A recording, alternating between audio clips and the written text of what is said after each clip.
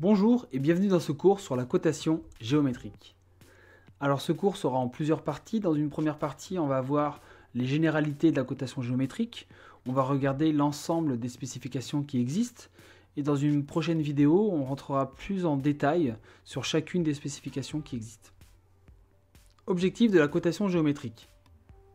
La conception d'un produit impose de passer par ce qu'on appelle un modèle théorique avec des surfaces géométriquement parfaites. Or, selon le procédé et les matériaux utilisés lors de la fabrication, nous savons qu'il y aura des défauts. Des défauts dimensionnels, mais aussi des défauts géométriques. La cotation géométrique permet de définir les écarts qui seront acceptables entre le réel et le modèle théorique parfait qui est défini par le concepteur. Cette cotation permet de garantir à un assemblage son fonctionnement, quelles que soient les pièces qui sont utilisées. La cotation GPS intervient donc dans les 3 étapes du cycle de vie d'un système, qui est sa conception, sa fabrication et enfin son contrôle. Bien sûr, la cotation GPS n'est valable que pour les pièces produites en grande série. À présent, nous allons voir les différentes tolérances géométriques. Il en existe 4 familles. Il y a tout d'abord les tolérances de forme, qui elles sont intrinsèques, elles ne dépendent d'aucune référence. Les tolérances d'orientation, qui ont donc besoin d'une référence pour s'orienter. Les tolérances de position, qui elles aussi ont besoin d'une référence pour se positionner. Et enfin les tolérances de battement. Commençons par voir les tolérances de forme. Il en existe 6. Il y a tout d'abord la rectitude, c'est la capacité d'une ligne à être rectiligne. Nous avons la circularité, c'est la capacité d'une ligne à être circulaire. La planéité, c'est la capacité d'un plan à être bien à plat. La cylindricité, la capacité d'un cylindre à être bien cylindrique. Le profil d'une ligne, donc c'est la capacité d'une ligne à suivre parfaitement un profil. Et enfin le profil d'une surface, donc qui est la même chose que la ligne, mais pour une surface. Attention, elles concernent qu'une entité et surtout elles n'ont aucune référence. Passons maintenant aux tolérances d'orientation. Nous avons l'inclinaison, le parallélisme et enfin la perpendicularité. Je ne vais pas les détailler, elles parlent d'elles-mêmes. Attention, celles-ci concernent 2 entités, elles ont en général une ou plusieurs références. Les tolérances de position, on a la concentricité, aussi appelée la coaxialité. Donc la concentricité, ça va être pour des cercles, alors que la coaxialité, ce sera pour des cylindres. La symétrie. Et enfin, la localisation, qui est très utilisée pour localiser notamment les perçages. Ces spécifications concernent 2 entités et ont une ou plusieurs références. Enfin, les tolérances de battement.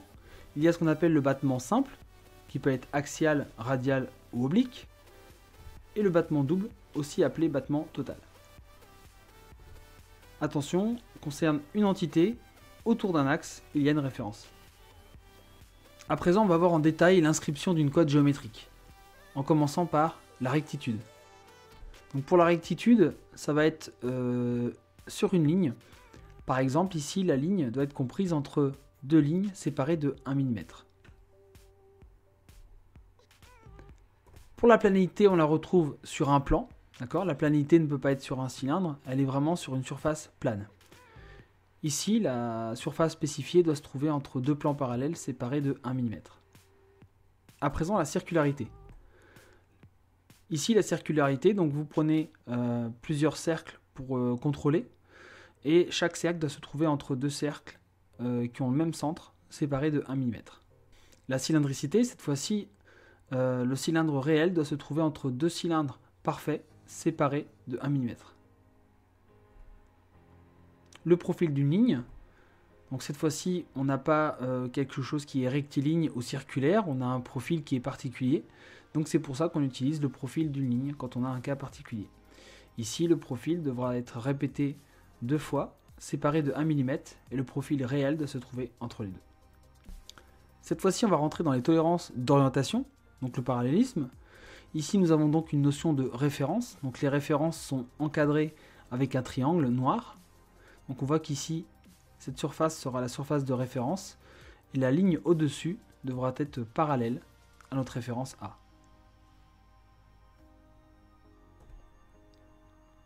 Ici, la perpendicularité, on retrouve notre référence avec notre triangle noir B. Et la surface qui est ici devra être perpendiculaire à notre référence B. L'inclinaison, on voit ici que cette surface doit être inclinée de 30 degrés par rapport à la surface de référence C. Et donc, la cote d'angle doit être une cote encadrée pour respecter donc l'inclinaison. La coaxialité, donc ici, ce cylindre doit être coaxial avec ce cylindre de référence. Donc vous avez vu ici, on n'a pas mis de lettres, on a directement relié la référence à la spécification. On passe directement ici avec le triangle noir, donc ici cylindre de référence, et le cylindre qui doit être coaxial. La symétrie, donc ici pour respecter la symétrie, on doit avoir la zone spécifiée qui est en face de la cote de diamètre, ou pas de diamètre d'ailleurs, donc c'est une pièce prismatique. Et ici pareil, la référence elle est en face de la cotation. Vous verrez plus tard quand on va détailler vraiment les spécifications, on verra l'importance que ça a d'être ici sur la ligne ou ici en face de la cote. Donc ici, cette partie-là doit être strictement symétrique à celle-ci en termes de cotation. La localisation, ici on voit qu'on a deux perçages, diamètre 10, donc les deux perçages sont ici. Ils sont donc tous les deux concernés par la localisation. On a une référence primaire, A, qui est cette surface. On doit donc avoir les axes des perçages qui doivent être perpendiculaires à la surface A. B, référence secondaire, d'où dépend la cote de 12, donc cote encadrée. Le centre de ce perçage doit se trouver à 12 mm de la surface B, et le deuxième à 20 mm du premier. Et enfin en dernier, référence tertiaire, référence C, qui correspond à cette surface. On a donc les deux centres de nos perçages qui doivent être à 12 mm de la surface C. Voilà, cette première partie sur la cotation géométrique est maintenant terminée, merci d'avoir suivi.